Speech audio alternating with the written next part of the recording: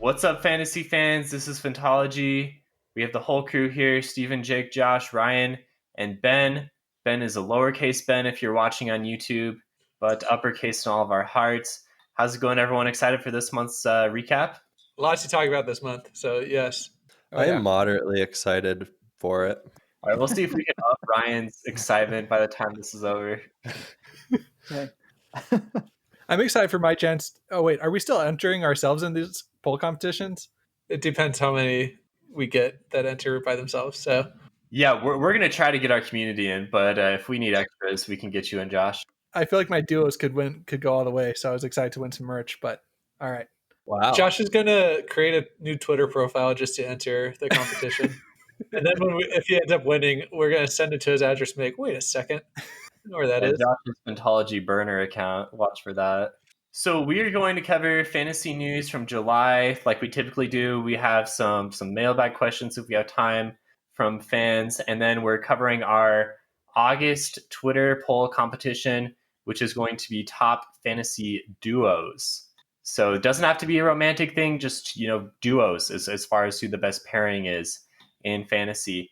And we are live streaming, so check this out on YouTube. This is a Patreon benefit that we do. So every month, these are going to be live streamed.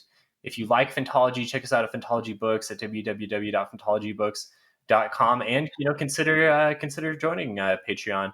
We have several tiers with some different benefits, and we're also making a YouTube push right now, trying to get up to 100 YouTube subs so we can get that custom URL, right, Josh? Oh yeah, that's what I'm excited for. What will our custom URL be? Probably like youtube.com/something YouTube related Phantology. Okay. Yeah. I feel like we can make it a bit more exciting than that, right? I think that they automatically do your channel name for you. Let's start. So let's talk some July fantasy news, guys. So I'm going to start off with a hot button topic that everyone's kind of seen in the fantasy community. I think you know what I'm gonna get into here. So this is we're talking some Pat Rothfuss, right? So a few days ago, I think this was last week, his editor publicly announced on Facebook she was responding to an article about if authors owe their fans published works or not. And she was defending him a little bit by saying that, like, no, they don't. But also she was saying that Pat has kind of screwed us over lately because I haven't seen anything from him in 6 years. And her conclusion was she didn't think that he had been writing at all, which is way bad for fans of the series. So what was your take on this? I mean, it was a pretty limited perspective, just a Facebook post that's since been deleted. It's kind of made its way around in all the clickbait articles now. So I'm guessing people have probably seen it. But what was some responses from Phantology? Well, the fact that Patrick Rothfuss hasn't posted anything on his blog, right, or Twitter, which I'm verifying right now, he has not posted anything on his Twitter since July 25th, and today is August 1st. I don't know. It's a little bit worrying. There might be some validity. I feel like if there was absolutely nothing true about this, Patrick Rothfuss would have come out right away and said, this is not true whatsoever, and get out ahead of this whole thing. But he's been silent. I think that maybe him and his team, or they're trying to figure out how to deal with this. Yeah, they're probably in damage control mode a little bit after this. Do we want to talk about the whole debate around it, or just limit it to this post?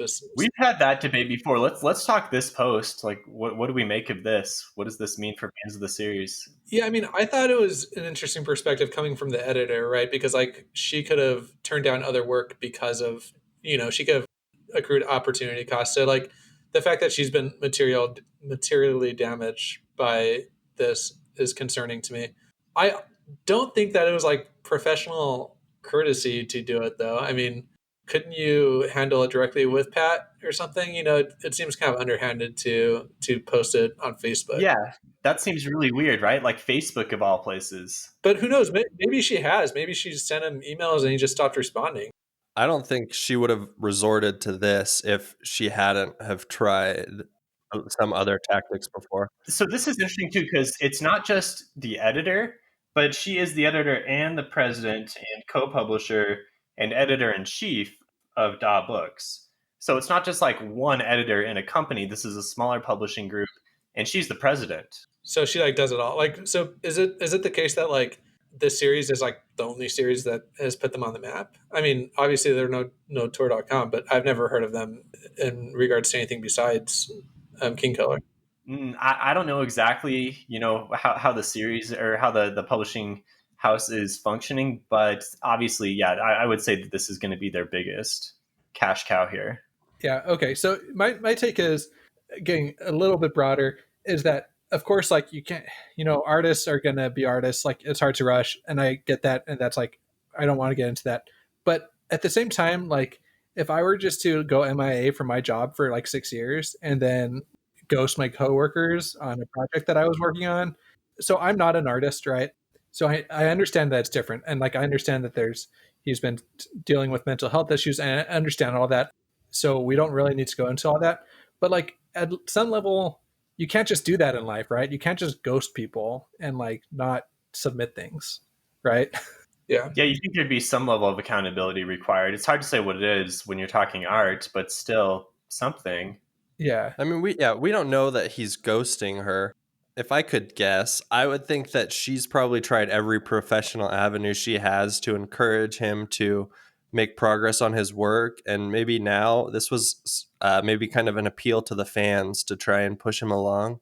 I don't know. That was just be my very limited Did the opinion fans of need things. that push though? I mean, I feel like the fans have been harassing him for years. It's not Well, like, some of oh, them are. let's try getting all these people annoyed with him about it. I mean, he's so annoyed with it already that we found out he was doing some live stream, and like one of the rules of the live stream was don't bring up Doors of Stone. Right, that's the Twitch rule. Well, I think part of that is the lack of transparency on his part. No, right. I'm just saying, like, I don't see how appealing to the fans at this point would really make a dent in anything. So here's the thing. I agree that there's some fans that are annoyed. Fantology ran a poll before this all hit the fan, and there was 200 and some responses, and 60% of people said that artists don't owe fans books. Yeah, but that's not a direct correlation to this situation. Well, I mean, everybody was thinking about either Pat or George R. when they're doing this. So Yeah. Yeah. But there's a difference in those two. Martin has been pretty Yeah. open with like his process, right? He hasn't. I don't feel like he's deceived people. Like people are frustrated, but he hasn't been like deceptive or anything like that. And I don't know if Rothfuss has either. But I have started getting his videos, like his YouTube videos, recommended more and more to me. And like he talks about writing, like he talks like he is currently writing the book, right? I'm sure he is. I'm sure he's writing. Well, but Whether like you can be writing in it, not going to the editor. That's kind of the question, right? Like, why has she not seen anything in 6 years? It seems strange that it wouldn't be a partnership. Like, he writes something and he sends it to his editor, and there's some collaboration back and forth. Like, that's what an editor's for, right? Like, that's how you make progress in your work. Yeah, but if you're writing and you don't think it's good enough to send to the editor, and we know he's a perfectionist, then I don't know. he's not going to send it to the editor. The editor needs to be part of your process. I mean, that's the partnership Yeah. that you have with them. Well, the part of the process is editing the literature you submit, and if he's not submitting anything because he feels like he's stuck or not like progressing, then I feel like she has some information that we don't have, because she also said that she doesn't, quote, know if he wants to write anymore. So like to me that's like there's something that she knows that we don't. It seems like this was maybe an emotional decision on her part. You think so? It's been taken down since. And while she was like fairly cordial about it, like she did say a few times, hey, if Pat sends me something, I'll be overjoyed. I love being his editor. I love his works. It's been taken down since, which makes you think that like maybe she doesn't exactly stand behind everything she was saying. There was some emotional, Or if there's legal responsibilities out there, like if yeah, it could be something like that. Maybe there's been some communication behind the scenes that they've agreed to take this down and work something out. So we don't know, right? We're operating on really limited information. Imagine if he was Robert Jordan and he was married to his editor. That would be awkward. Yeah, that would be some drama. All right. Well, none of us have pretend to be the end all be all on this, right? We all have our opinions, and we're all fans of the series, but our opinion isn't gospel on this. Yeah, my opinion is I don't think it's a big deal. Like it doesn't change the fact where like the progress of the book. Like we're still at an unknown point in I don't know. I think before where I had some inkling of hope, now that inkling has been dashed. So you have no hope of it being published? She doesn't though. Like his own editor doesn't think it's ever going to be published. I don't know. It's for sure worrisome. That isn't what I I mean, got. we're from coming that. up on 10 years now. Well, she specifically said she doesn't think it's ever going to be published. She didn't say that in so many I don't words, think but she it was said that. kind of like read between the lines. Anyway, we'll move on past this topic, but I hope for a book. I hope for the best for Pat, but it is worrisome, right? When Yeah. you get this type of news, it's definitely not good news. And again, Pat's like mental health and him as a person is like, of course, more important, right, than this book. Yeah. However much that sucks. The best advice that we can give is to go check out other books that Fantology has covered and move on from this series for now. Nice plug. I think that's pretty decent advice. Yeah, I know. Only books that Mythology is covered, though. Okay, next piece of news. Let's talk some TV shows. So there's been a lot of fantasy shows this month on Netflix. To name a few, there was Cursed and Warrior Nun, and Umbrella Academy just came out actually at the end of the month, a few days ago. I'm like halfway through that right now. When did Dark come out? Dark came out in June, and you guys binged it. What else was there, Josh? The Order. The Order season 2. Does that qualify? Yeah. Honestly, Umbrella Academy is the only one that sounds like qualifies out of all the things you listed. These are all sci-fi fantasy shows for sure. There are shows of the right genre, but I think Jake's saying they don't sound quality enough for us to talk about. Well, okay. Sorry to all the Warrior Nun fans out there. It's like when you're scraping the last bit of ice cream off the bottom of the thing. That's what we're doing right now with some of these shows, just desperately trying to get that last bite of ice cream. Yeah, desperate for some content. I think we've all watched at least one of these shows. Well, like I actually had high hopes for Cursed. Like I was a fan of the first season of 13 Reasons Why, and that's the same actress, and so I was like, could be good. And then I've made it through like the first 2 episodes. It was hot garbage. Just everything about it was just so low budget and cheap. The ending of the first, this isn't really spoilers, but the end scene of the first episode, she was like slaughtering wolves and blood was splattering up on the camera. Like some high school senior was doing this for their senior project or something. And it was just like so cheap. And that's how the episode ended. So if that doesn't sound high quality to you, then maybe pass on this series. They're trying to make it like a comic book because it's based on a comic book by Frank Miller. So like some of the scene transitions are trying to harken back to like a comic book style, but like unless you're a really big fan of like Frank Miller or comic books in general, you probably wouldn't even know that. So if you're just coming on to the series with no knowledge, you'd be like, what the heck is going on? The interesting thing about this is I think it's getting like huge numbers on Netflix. People love it. I haven't seen it at all. Like I have no idea what it's about. I've only heard all the negative takes in the Discord on it, so I haven't even given it a chance. Well, I mean, Steven, I think everything's getting high numbers during quarantine. That's fair, but I think it's leading Netflix right now.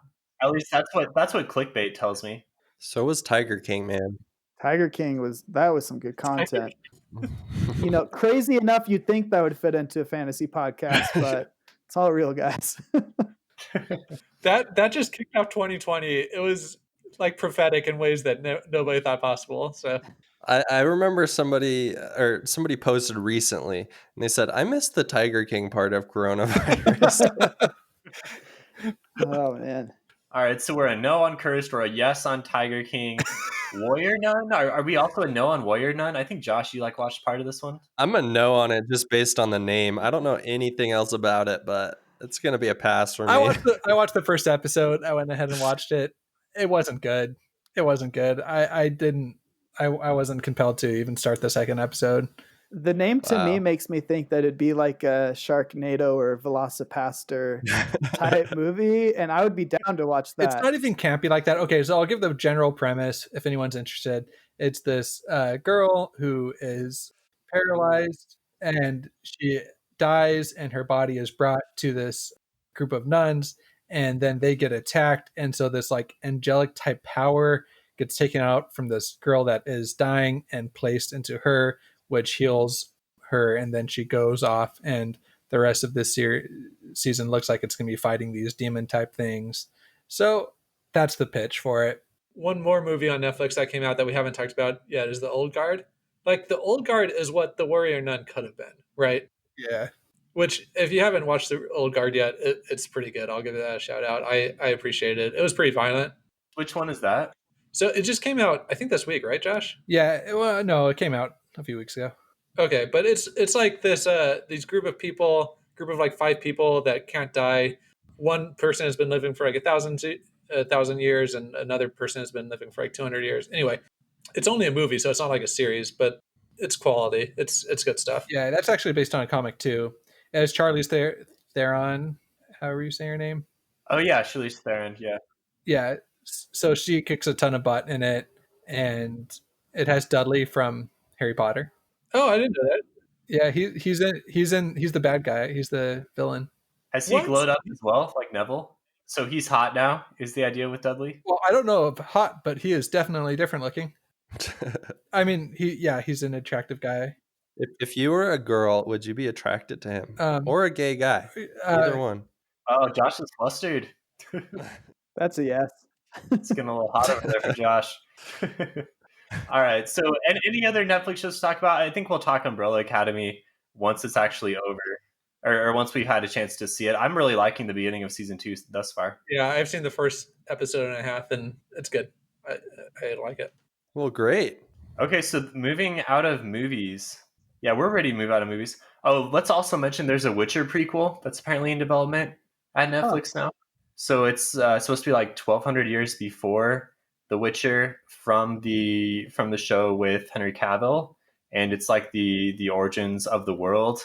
I don't know if I'm super into this, to be honest. Like, the reason I like The Witcher is because I think Geralt and Yennefer are cool. I'm not super interested in the world. It's kind of like when Kingkiller was getting developed, and I was hearing that it wasn't actually about Quoth. It was like years before Quoth. And sure, the world is kind of cool, but Quoth is the main reason why I like Kingkiller.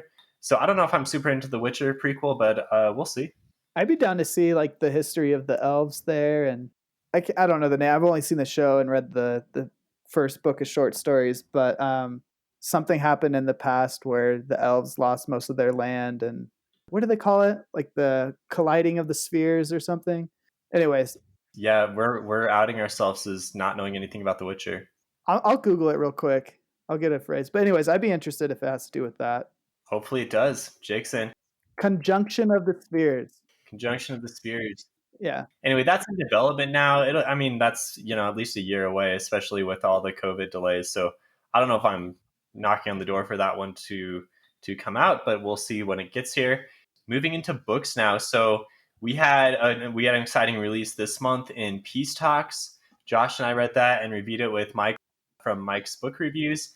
And that video and podcast did really well.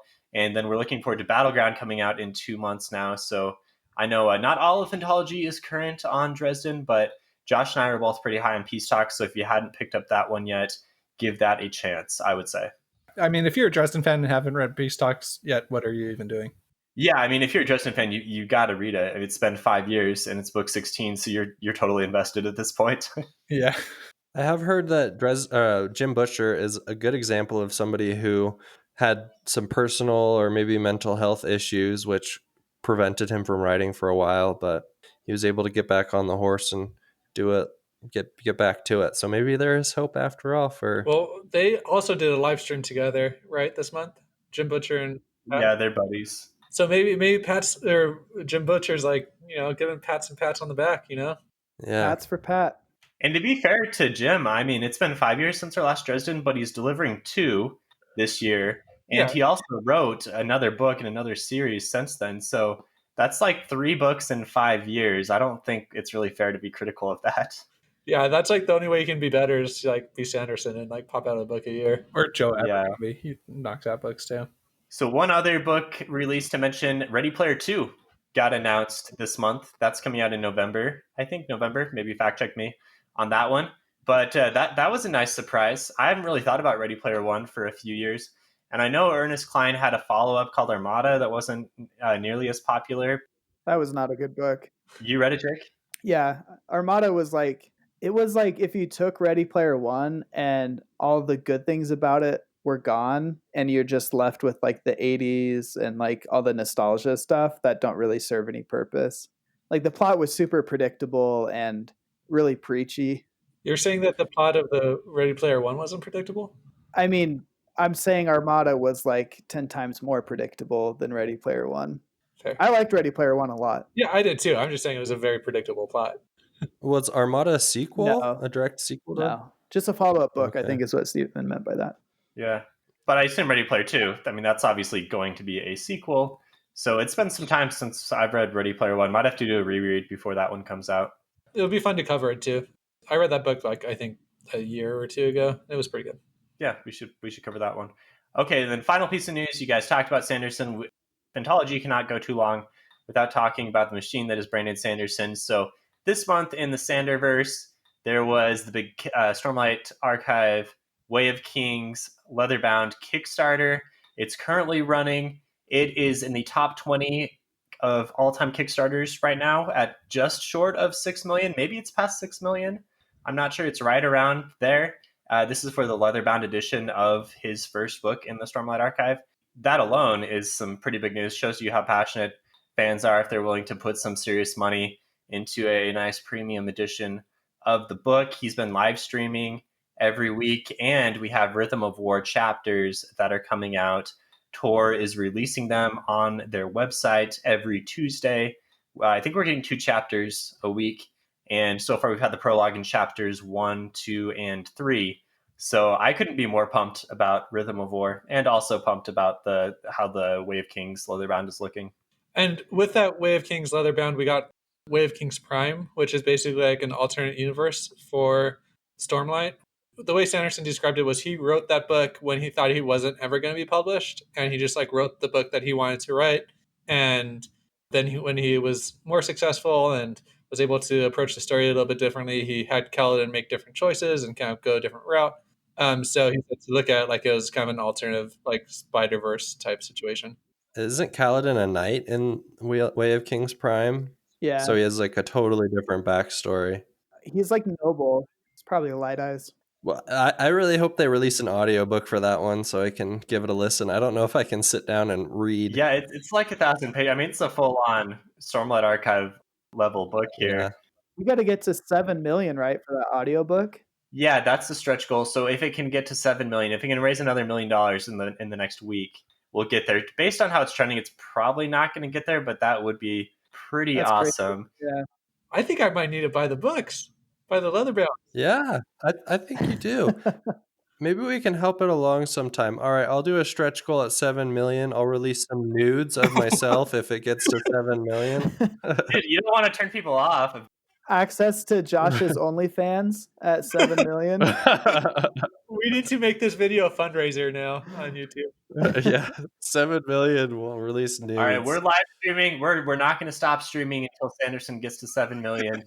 Yeah. All right, guys, get some caffeine. Buckle up. I have one more thing that I thought of, not really Sanderson related, but we did get some news about a new Halo video game, which I guess is fantasy related. So I'm pretty excited about that. Ryan and I watched live footage together recently. Halo Infinite. We did. It looks pretty good. I heard they're going to make it kind of like a Open world Halo ring. Yeah, and it's like kind game of. as a service, or however you say that. So like they expect to release expansions to it every few years instead of like coming out with sequels. They're hoping that Halo Infinite will be like this game that lasts a while, hence the Infinite name. So it's kind of like a Skyrim / Breath of the Wild take on Halo. Kinda. It's an interesting strategy because I feel like the reason why you release new games every few years is because the hardware improves so much and new gaming engines are released all the time. Well, But it's interesting that I don't know. We'll see how they're it timing goes. this right at the right as the next Xbox. Yeah, they'll be able to write it out. Yeah. Xbox One, how long has that lasted for? What, like 10 years. So Wow. It's crazy. Neither Xbox or PlayStation have released the prices for their next gen consoles. And I don't know if they're in like this game of chicken where they're both like getting closer and closer and they're waiting for the other company to release their price so that they can try and undercut them. And finally it's just going to get to the week before they're like, all right, $500. I don't you're just know. like gotta show up with your credit card that you Yeah. like, I don't know, just take my money. Sure, I got like a $6,000 limit on this thing though, so Yeah. I did have one thing I wanted to talk about, Rhythm of War. Last time with Oathbringer, they they did the same thing where they released like a chapter a week kind of thing. Yeah. I feel like it started earlier for Rhythm of War. It has started earlier for Rhythm of War than it started for Oathbringer. Like we got like a third of Oathbringer, not even a third, like part 1 of Oathbringer was out Yeah. by the time Oathbringer itself released. I feel like if this continues until November, we're going to get like half the book out. Let's see. So we would have 4 weeks, 8 weeks through September, 12 weeks through October. So there's like, we're at 14 weeks. Never do math on a live stream. I probably mess it up. But we're talking 28 more chapters coming out. Okay. Maybe a third, but I feel like last time it was like a fifth, right? Because there's 5 parts to each book. Some of the parts are shorter. Yeah. You guys, I just realized something. Rhythm of War comes out on November 17th, and my baby is due on November 10th. Unfortunate. Actually, you know what? It's not unfortunate. If you do the audiobook, prime time listening at late at night, man, Okay. when you're just holding him. You know what? Just use the book to soothe your baby to sleep. Yeah, Michael Kramer. I will read Yeah. to him. I'm looking forward to the times when I can read fantasy to my kids. Well, you can start it off right away. That's like a guarantee that he'll love fantasy for the rest of his life. Depending on how his relationship with you goes, he might hate it. Well, unless he like accidentally gets into your $200 Wave Kings books, and Ooh. you might have to disown him if he does that. Yeah, keep the leather bounds away from him. I'm going to keep those under lock and key. I got an advertisement recently on Facebook that was like Jerome Flint, the guy who plays Bronn in Game of Thrones. He was narrating, like, I think it's an app called Calm, in which it's things that soothe you. I don't know if it's supposed to be soothing you to sleep, but he was reading some sort of fantasy book, like, to soothe you to sleep. It was very strange. I think that Joe Jonas or somebody like one of the Jonas brothers also is on there. Do they have soothing Interesting. voices? I don't know. I don't think Bronn from Game of Thrones talking to me is going to soothe me. It's going to give me anxiety. Yeah. The only other thing I've seen him in is an episode of Black Mirror that was pretty disturbing. Oh, that was. Oh. Yeah. Yeah. Oof. Did you guys know that Jerome Flint and the actress who played Cersei Lannister were married in real life, and then they got divorced? Yeah, Lena Headey.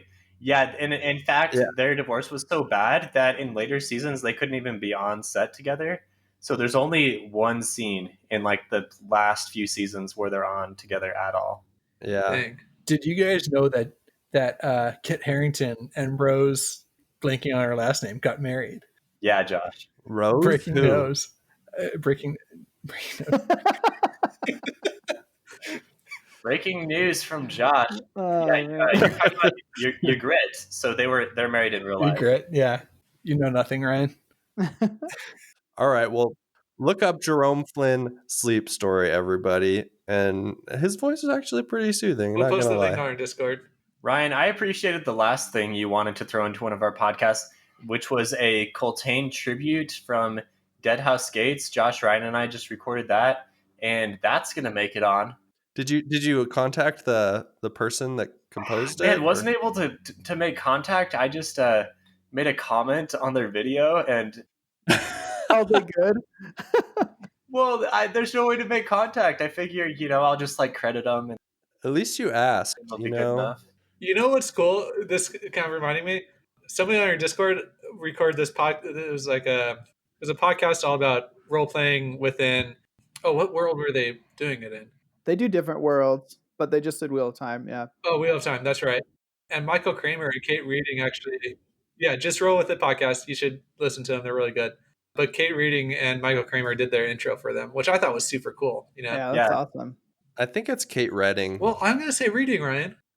Reading is a nice pun. Yeah. I mean, it's almost like she had a calling from the time she was born. And they're married in real life, as long as we're talking about cool marriages. Hopefully they don't get divorced, because that would be bad for a lot of Sanderson Well, butts they could to still come. record their own parts separately, Yeah. right? I'm sure that's what they do. Yeah. They could have pronunciation battles, Jake. Yeah, I'm surprised they haven't had a divorce already over that. Phantology fans know that Jake is a huge snob on audiobook pronunciations. No, I just don't get it. No, you don't appreciate Michael Kramer's pronunciations. People love them so much and they're great, but I think they mostly love them because they read a lot of their favorite books. But when you Yeah. look at like their technical abilities, the books come with a glossary in the back that has pronunciation guides. Not only do they not consult the glossary, they don't stay consistent to their own pronunciations between the two of them and with themselves. There's Okay. thousands of names in the Wheel of Time. Yeah, but I'm talking about like main things like Gildon, pronounced Giladon, like throughout half the series. Come on. You're saying that's the main thing. I have no idea what that is. Yeah, Ben, we understand you have no idea what the Wheel of Time is. Okay. It's the Also, series that Elaine is in, Ben. Jake, you also couldn't get through Dresden Files because James Marsters narrates that and you didn't like him. I didn't like I didn't like all his like humming and hawing. Like he's always like when he narrates Dresden. You know he's in Buffy the Vampire Slayer. I've never seen that show. That was one of Mike's favorite parts about Dresden from Josh's and I's recording. I don't like Dresden Files like anyways. I think it's just like okay. And then I think the audiobook was less enjoyable than me just reading it. Jake is becoming the villain of this podcast. I'm sorry, guys. Why are you booing me? I'm right. For some reason, my Discord name at Phantology has been turned into Sir Snobian, because I can be admittedly a little bit of a snob, but I feel like Jake is the real snob. No, I'm not. It's not. I'm just not afraid to call out people's weaknesses. Like when people are acting like there isn't a weakness there. Okay, that sounded a little harsh. I'm just saying, as a casual listening to the audiobooks casually, I think it would be hard to pick up on those things. Yeah, especially when you're going at 2x. Yeah. Ooh, also, Yeah, you miss out on a lot when you do that, Ben. whatever. I wanted to bring up that Netflix announced that they were upping they're giving the option to formally change their speeds to 2x. So that's awesome. Oh, up from 1.5 to 2x? It's not 2x. It's 0.5 to 1.5. Yeah, 0.5 to 1.5. Okay, fair enough. I feel like it's not going to be something you can do while you're casting. Only something you can do like on a desktop or a phone. Yeah, you can't YouTube. If you're casting YouTube, you can't adjust the speeds while you cast. Yeah, that's why I'm thinking that. Yeah. We'll keep you posted on that. Okay. Anything else with this news business? Yeah, I think we've kind of we've killed it on the news, and we do not, unfortunately, have enough time to do mailbag questions this month. But patrons, keep on sending those in. We'll get to them eventually. We're also starting a new thing where we're going to let you know what upcoming recordings we are coming up with. So, like the week of on Discord, I will let you guys know what's coming up, and send us an audio clip of questions you have, or just drop some comments or quotes that you enjoy, and we will play the audio or discuss your takes. So we want to try to involve the fans into our recordings as much as we can, and this is when we are going to do that moving forward. So keep us honest and let us know what books you want us to cover coming up. But let's get into the main meat of this discussion. Well, I don't know. The news was pretty good too. But let's talk our upcoming August tournament on Twitter, which is going to be Top Fantasy Duos. So every month we run this, we're going to have a series of Twitter polls after we compile submissions and create a bracket. And then Twitter, which knows all, will vote on the winner.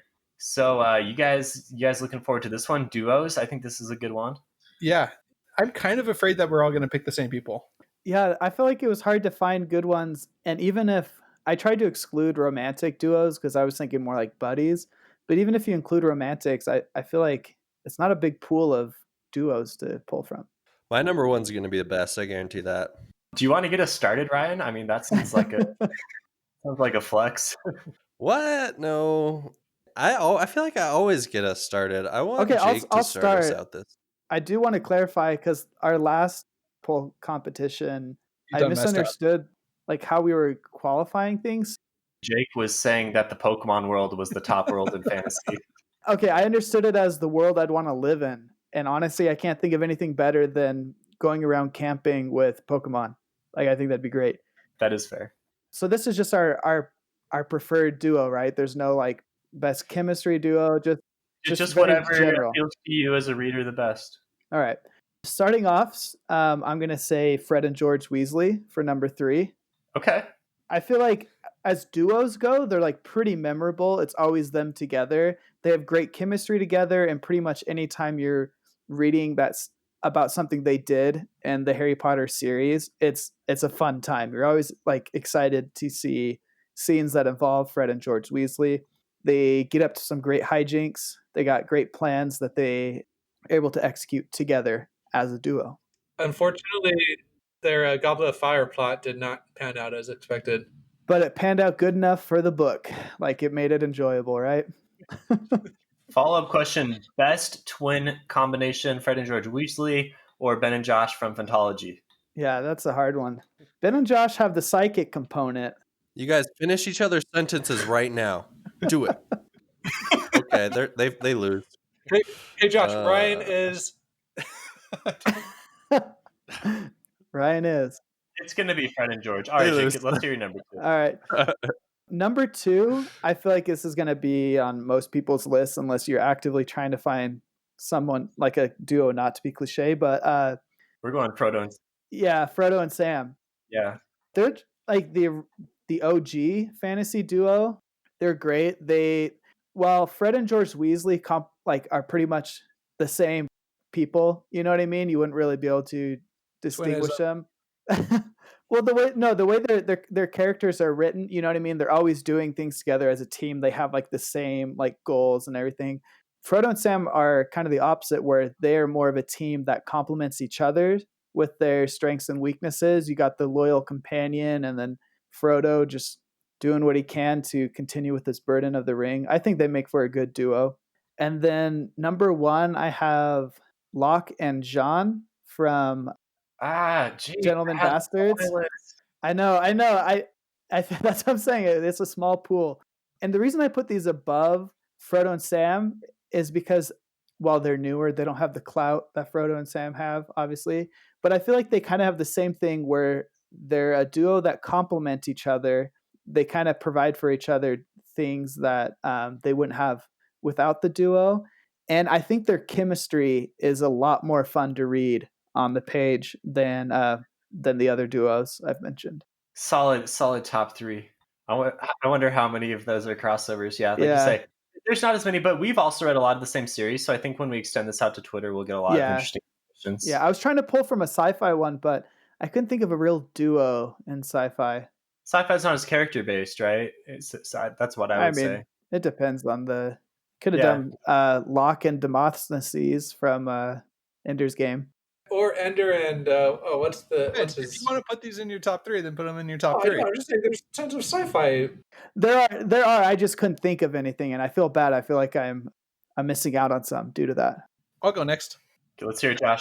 Okay, so my top 3 are going to be number 3 is Lyra and Will from His Dark Materials. All right. I think that especially in books 2 and 3, they have a lot of chemistry. They complement each other really well. There is like kind of an underlying romance a little bit, but that's not like the focus of the plot at all.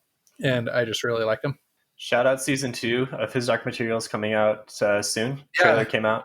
Yeah, the trailer came out, and that they would be dropping one of the episodes due to not being able to film for COVID. Which is unfortunate because it was going to be a backstory, an Asriel backstory. Oh, man. That's not really part of the books. I was looking forward to that. That's what you wanted in our episode, right? Yeah, that's what I was calling for. Well, Stephen, my condolences. I wanted more of James McAvoy, and that seemed like the place that it would come. But, oh well. We've lost worse things to COVID than that. Yeah. Or better things, I should say. Locke and John on my list, too.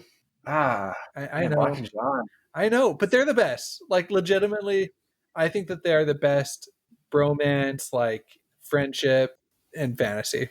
And Steven's rearranging his list over there. I can see him. Yeah, frantically rearranging, looking for alternatives. I like how they have like a good support, but they also like get into it. Like they bicker and fight. You know what I mean? Like you get both sides of that. Yeah, you can tell that they're with each other through thick and thin, right? Mm-hmm. Like they're going to be friends no matter if one of them is being belligerent, an idiot. Like no matter what or Locke does, like to put himself in danger, John is going to be there. And then I also, Jake, had Fred and George on my list. However, one of our active Discord people, NC Town shout out, he put forward what I legitimately think is the best, one of the best written duos out there, but I didn't think of it, so I wasn't going to include it. Do it. Yeah. I'm going to include it, and that is Jake and Oy from Dark Tower, and it is kind of an animal companion. But Oy, the more you learn about him, the more that you know that he is more than just like a kind of regular animal companion. He's amazing. Like that relationship gives you all the feels. If you've ever had like a dog that you care about, you like just have all the feels because of it. But it's even more than that because there's more intelligence there, and it's just wonderful. And that's a big standout in the genre. Man, you're still in our Discord users submissions, Josh? Well, we're probably not going to be on the actual poll. I figured that I'd hopefully throw my weight behind that. Okay. We know who you're voting for. Yeah, no, I will vote for it. If whoever can include Jake and Oy, they're getting my vote. Okay, so you're saying Fred and George were just like a mention, honorable mention for you? Didn't quite make the top 3? Yeah. I thought that was going to be original, but no. My bad. Yeah, it turns out it's harder to do than you might think. All right, Ben, Ryan, which one of you guys is taking it up now? I'll go, I guess. Ryan wants to go last. Save the best for last. I'm gonna go. We'll All break right, it up a little bit. let's hear it. Yeah, if you go first, you don't have to rearrange your list anymore. All right, my number 3, and I didn't change this one. I legitimately had this one down. I'm going Fitz and the Fool from the Farseer series. I knew I was gonna get you with that one, Ryan. It's okay. I wasn't gonna put him on it anyways. We got the tape, Ryan. You had to say that dang it didn't mean anything. I was saying dang it because I just hate them Right. together. Oh, okay. So alternative take. Anyway, Fitz and the Fool are awesome. These are our main kind of our main protagonists for the majority of the Farseer trilogy and onward into a lot of Robin Hobb's different works. And while they can both be frustrating at times, they support each other really well. And the Fool is a super enigmatic character, kind of like a Hoyd or Wit from Sanderson's works, but both are really well written, really well realized characters, and are a lot of fun to read. And my number 2 is going to be Jon Snow and Sam Tarly from Song of Ice and They are a Nice. good duo. Nice. And I know there's a lot of kind of Lord of the Rings references here with, I think with Sam especially, obviously, Sam. I mean, that makes sense. But I think there were some other deeper things that some people on Discord were talking about. But these two guys, whenever they're together, which is not all the time, but when they are, they have each other's backs. They're both different types of characters, kind of like what you guys talked about with Frodo and Sam. And Sam is a fun character as you see him grow and become, I guess, a little more courageous and grow as a character throughout. I mean, same with John, right? The series kind of covers the majority of their lives, or does it? Because it's Game of Thrones, so you never really know what's going to happen with characters. Nice non-spoiler, Steven. Yeah, that's why I said or does it. It's So good, you don't. it's a good save. Yeah. And then my number 1 duo, I'm going to some of my favorite characters in fantasy. I'm going to Stormlight Archive, and it's going to be Kaladin and Syl. Oh, Yeah, Steven, Ben has been sniped. dang it. Yeah, so these are great characters because Kaladin's an awesome character, first of all, just the more you kind of get into his headspace. And he can be frustrating at times. And I think recently I've been a little more frustrated with him because I just want to see him kind of go in directions where he's having trouble going. But I think it's very human and very understandable. And Syl is a great foil to him. It's fun to see Syl become more of a character in of herself and kind of gain a personality as time goes on, and they both help each other out in different ways. And I'm not going to do spoilers, but those are 2 great characters, and those are my top 3. Steven, I'm a little surprised that you didn't put in Quoth and Denna. Yeah, maybe like recent news has kind of soured me a little bit, but also they're like not a great duo, right? I mean, they're fun to read about maybe, but they're also super frustrating, and I feel like maybe it's not going in a great direction for them. So I don't know if I can say they're my top duo. But if we're saying top romances, I mean, they're one of my top romances to read about, even though they're frustrating. I just feel like their relationship is very just I don't know, dynamic, different. Are But we they're not leading in my into your top top 3 three, either. Ryan? So no, we're not. I want to hear Ben's first. Steven, my number 3 is partially payback for you sniping my top spot. Okay. And it is going to be Wax and Wayne. Oh my gosh. Listen, no. Okay, first of all, Okay, no. one character I gotta is defend my choice before Mr. you. Perfect, super boring. The other character is Mr. Obnoxious, super cheesy. Yeah, this is the perfect duo. Listen, first of all, they're the perfect duo because of Wayne's origin story and how Wax was able to pull him out of the pit of despair after he accidentally killed. I think it was a. Okay, spoilers. Spoilers. Okay, sorry. Jeez, that's like a Can we big beat review. that? Ben goes straight to the spoilers. Okay, hold on. That's like second book. No, it's not second book. It's the first book, and it's also not Oh. important to say plot elements of the book. Yeah. You guys are once again. You guys are thinking Ben is spoiling a different thing, but he's not. I still don't think, after my recent reread of Mistborn, I still think his attempts to spoil Mistborn were probably not the best thing. Listen, Wayne's backstory is helped tremendously by Wax, and they support each other. They give each other a fun dynamic, and I think that they're a fun duo to read about. Okay. Also, Disagree, but we can move on. shout out perhaps the greatest duo of all time, not fantasy related, which is Sean and Gus from Psych. So I got to put that out there You before put Sean and Gus on your list. No, they're not fantasy. Wait, does that mean we can throw in like Chuck and Sarah? I suppose. Okay, so Wax and Wayne for my number 3 spot.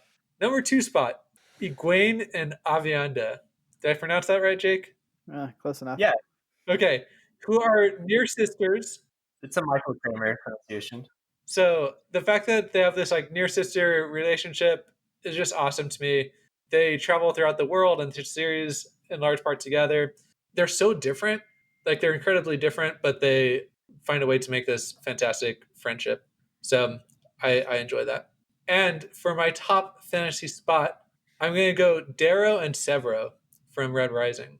Oh, considered. I considered these. Yeah, sure. Yeah, I mean, awesome. Both of these characters are It's a good super sci-fi one. Yeah, there you go. It's so cool how Severo has complete fealty to Darrow and loyalty, and yet is his own character with his own motivations, his own backstory, and not to spoil anything because apparently I'm making a name for myself for that. But like the third book, Severo really shows that he's learned a lot of lessons that Darrow has taught him and kind of made them part of himself, and is able to save the day by implementing all of those lessons that he's learned from Darrow. So anyway, super fun fantasy duo there. Hey, Jake, I'm concerned to ask this question because I feel like I might out myself as a Wheel of Time noob. But aren't Elaine and Avienda near sisters? Like, I don't think Egwene and Avienda are near sisters, are they? It's for sure Elaine and Avienda because yeah. No, well, I guess we don't want to say spoilers, but like, there's that whole yeah. I don't remember the terminology. If like near sister is when you're just friends with, like you're like friends, and then something else happens when you do something else. I could remember the terminology, but when something else happens, I don't. This is all spoiler. Right. I don't know. right. I've been like Wait. thinking about it, but I didn't want to say anything because it's all spoilers. So. But Elaine and Avienda are the friends? I thought it was Egwene. I don't know. Never mind. Egwene and Avienda do develop a good friendship, but then No. Near sisters are just when you're really close friends with somebody. So it's definitely Egwene and Avienda. No, it's like a formal bond, though. Okay, but I'm just going for fine. They're the friendship that the two of them have. All right, man. we're a bunch of noobs. We're a bunch of noobs. Yeah, this is embarrassing that we put out Wheel of Time podcasts with this mistake. But Ben is showing why he's no longer part of the Wheel of Time podcast. I'm just interested why he didn't go for Elaine and Avienda, because we know he's an Elaine man. So near sisters are close friends. You can do something to become first sisters. Okay. I'm just saying, one of the highlights of the series for me was Egwene and Avienda and the friendship that they had. I think that's fair. Yeah, that's fair. It's for like book Okay, not gonna say It's anything. definitely like later on in the series. That's kind of that friendship kept me going through the slog. Okay. That's fair. I guess I just wanted to make sure we had our terminologies correct. And I like the Darrow Severo one as well. I think we just skipped over that, but that's a solid submission. We may have to come back to this after the recording is done to try to figure out some details on that to know what should be edited out for spoilers. But I think it was fine. I think we get that fairly spoiler free. Okay, now I guess Ryan's been waiting for the grand finale. He wants to cap us off, so we're expecting big things from his top three. So now's the time. For my third pick, let me just set things up. Imagine this: a princess falls in love with a sentient lizard, Aw. but their plans to be married are always thwarted by a scary Italian plumber. Yes, my number 3 pick is Peach and Bowser. I just love their love story, and it's frustrating every game that Mario somehow man, clutches Peach Yeah, out Mario of is the villain, Bowser's isn't he? talons. Jake, Ryan just topped your Pokemon pick, man. yeah, he did for sure. And the lead into that, That was a blue shell for sure right before the finish line. well crafted words. My number Blue shell 2 before the pick finish line. is a story of love that literally surpasses all cultural norms and infidelity, and that is the Oh love yeah. between Oh, Jamie yeah. and Cersei Lannister. Uh, Despite all of Cersei's infidelity and scary sociopathic tendencies, Jamie and Cersei find true love with one another. And I hope that continues throughout the next books because they're my Or number do 2 they? picks. Or do they? With Game of Thrones, we always have to say, or do they? Or do they? Or do they? And my number 1 pick is also from Lord of the Rings, and that is the love that Gollum has for the One Ring to rule them all. There's a theme to your Despite submissions, right? all odds, the ring trying to get rid of Gollum, he always comes back, and ultimately they are together Ryan to their just secured his deaths. spot as the funniest one amongst us. So Ryan, your things go. First is Stockholm syndrome. Second is incest, and third is just, corruption, pure I don't know, corruption, some attraction to an inanimate addiction. object. I don't know. Yes. Wow, kind of What's worried your about you in question, such Josh? a relationship right now. Dang, Ryan. This doesn't reflect anything on my own Well, marriage, I hope not. Josh. And Keep apparently that out Ryan of is keep that out of reproducing, so there will be more of this type of thought in the future. this. Whew. Well, the ring was originally made for Sauron, and it keeps trying to return to him, but Gollum keeps getting it back. So I guess Ryan really hadn't picked Fitz and or It's in the pool. Come on, No, man. he had a whole narrative set Yeah. up. This was his plan Their all along. their Fitz and the Fool's love is just noob levels compared to the romance Incest, that I Stockholm picked. syndrome / corruption possession. So Ryan, do you have any other picks that you want to just throw out there really fast? I think he said his piece. He says piece. All right.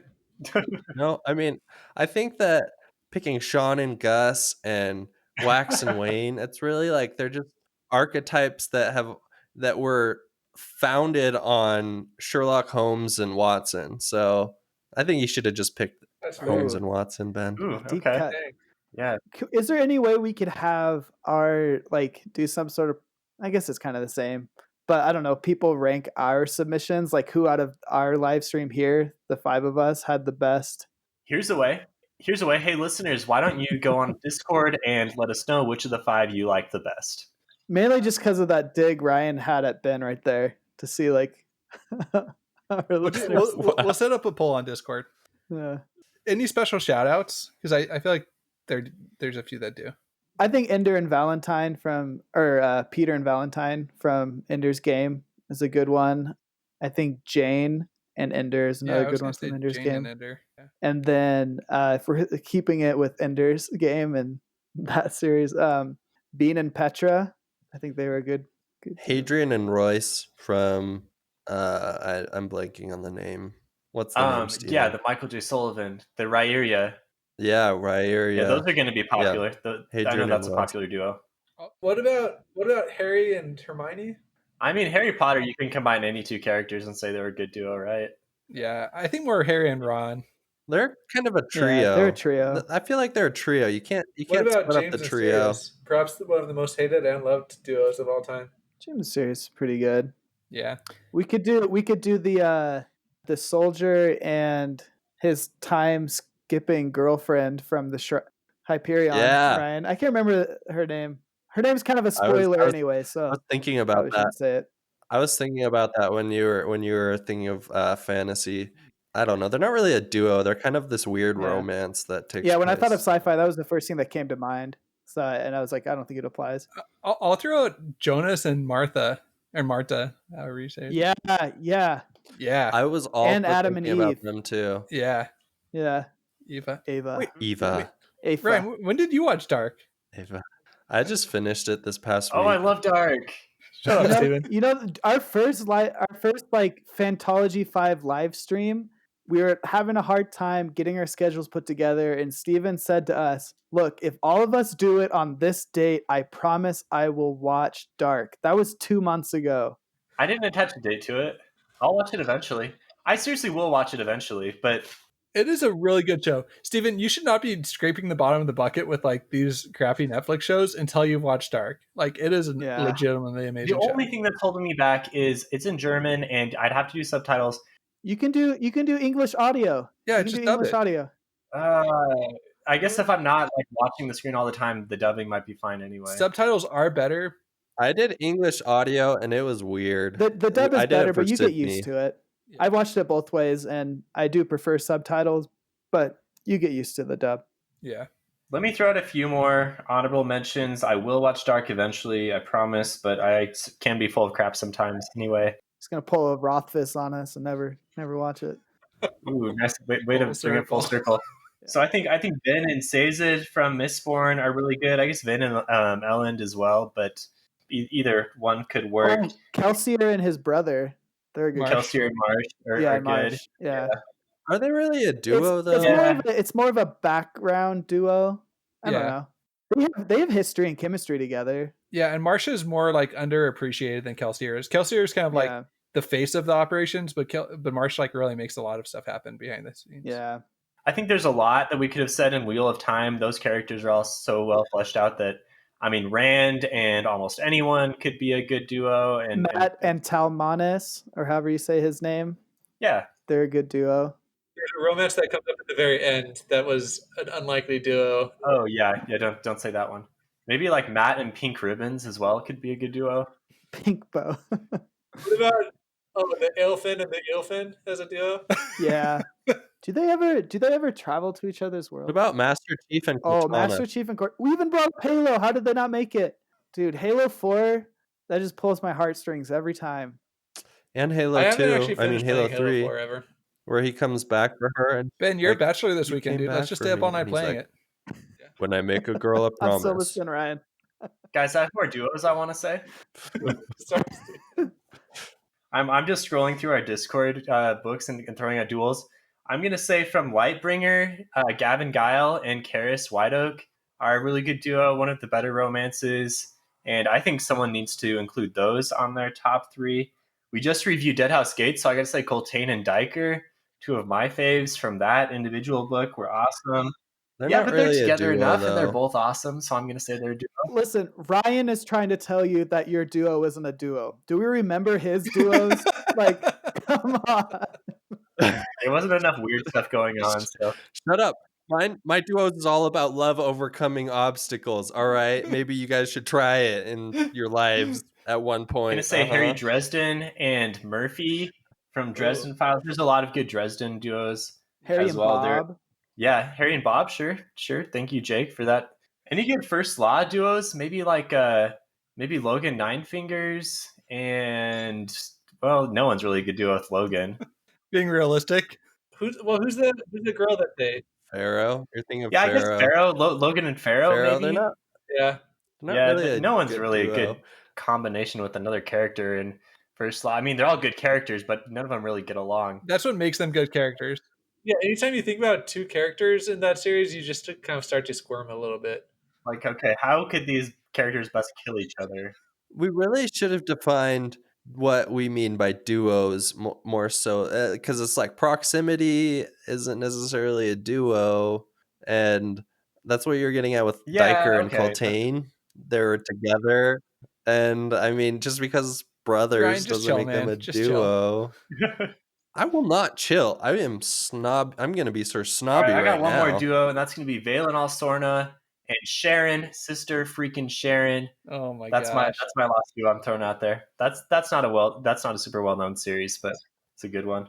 I thought you were going to put like Canis. I thought Canis would have been a good one. Yeah, I like Sharon more. Oh, Vasher and Nightblood. That's yeah, a and good one. Vasher and Nightblood. That's a good one. Okay. Yeah, there's a lot more from Cosmere that we could have came up with. Yeah. Ooh, or what's the king in Warbreaker? The king and Ciri. yeah, and The God Ciri. King and Ciri. Oh, I activated Ciri. My Naive bad. king and colorful hair princess. That was a pretty fun combo, though. What about Lycanius? They're kind of a trio.